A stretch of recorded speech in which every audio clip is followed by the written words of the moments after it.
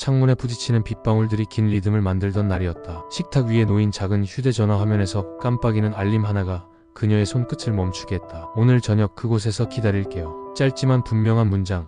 발신인은 남편의 전화번호에 정해진 이름으로 저장되어 있었다. 정비소 사장님. 대수롭지 않게 저장된 이름. 그러나 그 문장 하나가 선영의 마음 안에 얇은 금을 만들었다. 사실 의심은 하루아침에 생기지 않았다. 지난 몇 달 동안 스스로 감춰온 작고 사소한 불편들이 하나둘 모여 있었다. 옷깃에 밴 향수, 늦은 귀가, 약속을 잊은 척하는 말투, 거짓으로 얼룩진 자잘한 변명들. 그 모든 조각들이 무심코 놓여있던 일상에서 슬며시 자라났다. 그것들은 가벼운 가시처럼 살갗을 스치며 선영의 평온을 갉아먹었다. 그녀는 혼자서 생각했다. 아무 일도 아니었으면 좋겠다. 그러나 이제 모르던 대가로 남겨둘 수는 없었다. 왜냐하면 어떤 진실은 시간과 함께 더 큰 상처로 자라난다는 것을 그녀도 알고 있었기 때문이다. 그래서 그녀는 조심스럽게 그러나 단호하게 움직이기 시작했다. 남편이 출근하는 길, 모른 척 따라 나선 것부터가 그녀의 첫 걸음이었다. 거리의 가로등이 빗방울을 금빛으로 만들 때 그녀는 남편의 행보를 눈에 담았다. 평소와 다른 방향으로 향하는 그의 발걸음, 멈춘 카페 앞의 그림자, 그리고 손을 잡아주는 여인의 모습.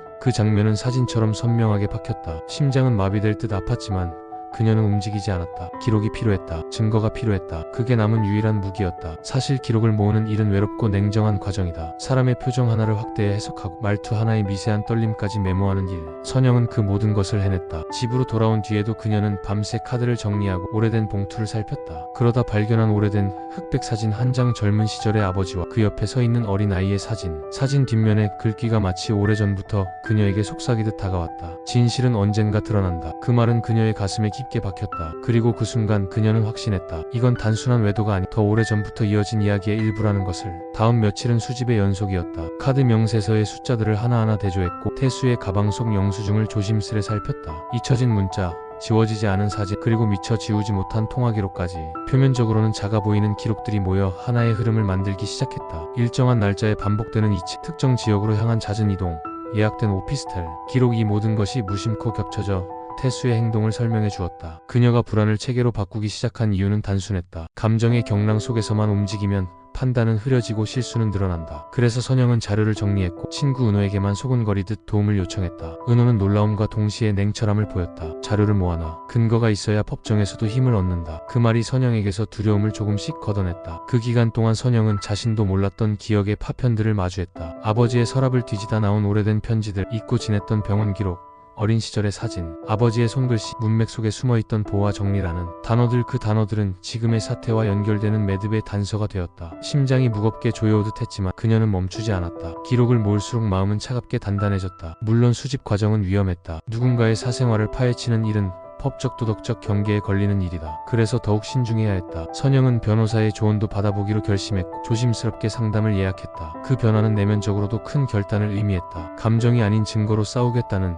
피해자가 아닌 주체가 되겠다는 선언이었다. 그 밤 서랍 속에서 나온 사진 한 장이 그녀의 손끝을 멈추게 했다. 사진 속에는 어린 시절에 자신 옆에 서 있는 낯익은 여자와 함께 젊은 남자가 찍혀 있었다. 그 남자의 눈빛이, 사진 아래 적힌 날짜가, 어릴 적 들었던 아버지의 말 한마디가 머릿속을 스쳐 지나갔다. 어떤 기억의 문이 살짝 열리는 느낌이었다. 그리고 그 문틈으로 들어온 것은 오래전 숨겨진 진실의 냄새였다. 호텔 로비의 조명이 은은하게 번질 때 그녀는 그들을 목격했다. 태수와 지연. 둘의 태도는 익숙했고 표정은 편안했으며 그 친밀함은 새로운 배신의 파편으로 와닿았다. 선영은 가만히 숨을 죽였다. 기록을 남기려는 의도가 있었기에 눈앞의 장면은 곧 자료가 되었다. 사진을 찍고 음성 메모를 남기고 엘리베이터 문이 닫히는 소리까지 담아두었다. 하지만 직접 마주한 순간 지연의 표정은 복잡했다. 그 표정 속에는 당당함과 수치, 무언의 결의가 섞여 있었다. 그녀는 선영을 바라보며 고개를 끄덕였고 그 작은 움직임은 무언가를 예고하는 듯했다. 왜인지 모르게 지연은 단순한 연인의 자리에 머물지 않았고 그 눈빛은 계획을 읽는 듯 보였다. 며칠 뒤 드러난 연결고리는 충격적이었다. 오래된 출생신고서,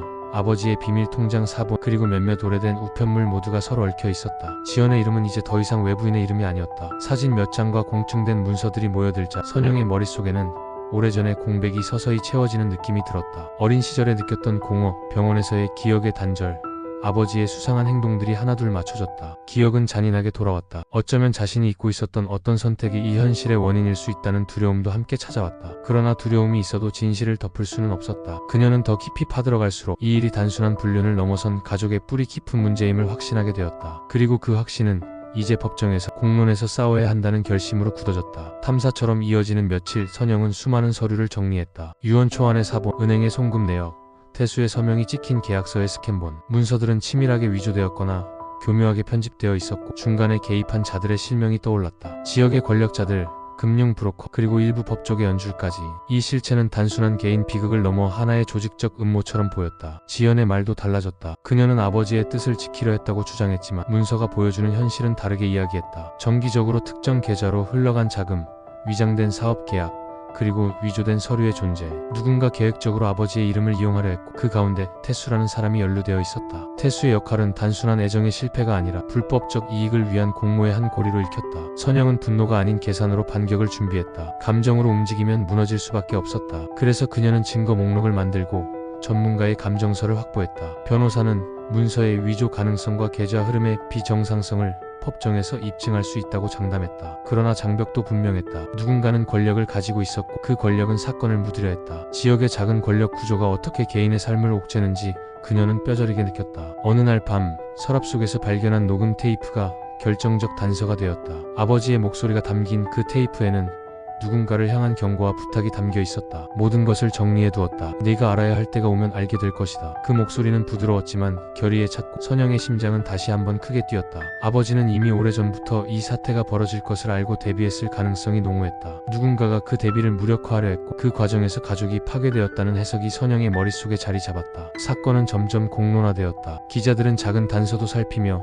기사로 엮었고 소문은 지역을 넘어 언론사 헤드라인을 잠식했다. 검찰은 수사에 착수했고 수사가 진행될수록 연결고리가 하나둘 드러났다. 계좌 흐름의 도표, 위조된 유언서의 감정 결과, 그리고 중간 브로커로 의심되는 이들의 이름까지 재판의 준비는 착실히 진행되었다. 재판의 날 법정은 엄중했다. 검찰은 계좌의 흐름을 조목조목 설명했고 위조 서류의 전문가, 감정과 녹음 테이프를 증거로 제출했다. 증언대에 선 지연의 목소리는 떨렸지만 확실했다. 그녀는 아버지에 대한 애정과 동시에 자신의 행동이 초래한 결과를 담담히 이야기했다. 그 증언은 때로 선영의 가슴을 더 아프게 했지만 동시에 사건의 맥락을 명확히 했다. 태수는 초반에 변명했으나 증거의 무게 앞에서 그의 말은 쉽게 설득력을 잃었다. 검찰은 그의 금융거래 패턴과 주고받은 메시지들을 연결해 공모의 구조를 입증하려 했다. 법정은 숫자와 문서로 말했고 감정은 증거에 의해 잣대가 되었다. 판사는 냉정하게 사실들을 나열했고 방청석에서는 숨죽인 채 결과를 기다리는 시간이 이어졌다. 재판이 끝날 무렵 선고는 아직 남아 있었지만 중요한 것은 사실이 공적으로 드러났다는 점이었다. 진실이 은폐되고 왜곡되는 것을 막는 첫걸음이었다. 선영은 법정 밖에서 깊게 숨을 들이켰다. 승리의 확신은 아니었지만